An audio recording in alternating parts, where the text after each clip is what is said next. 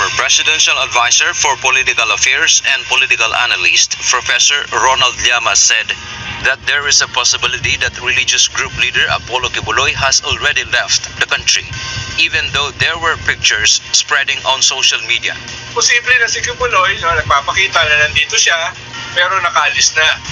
Kibuloy was seen in pictures with former President Rodrigo Duterte, who is now the administrator of Kibuloy's religious group properties. According to Llamas, the pictures may not be the most recent and are simply being used to deceive the public. Hindi ko sigurado kung yung picture na yan ay present picture eh. Pwede kasing later yan eh. Pwedeng pang divert siya ng attention. Llamas added Kibuloy can leave the country as easy as it is if he intends to pass through Mindanao going to Sabah. Kahit sabihin ng Bureau of Immigration na mo hold departure order, kung galing ka sa Mindanao, madaling tumakas, madaling lumabas ng bansa. Kibuloy is now facing a number of cases that await him, and now his case in another country has been unsealed and he still doesn't appear for the Senate hearing.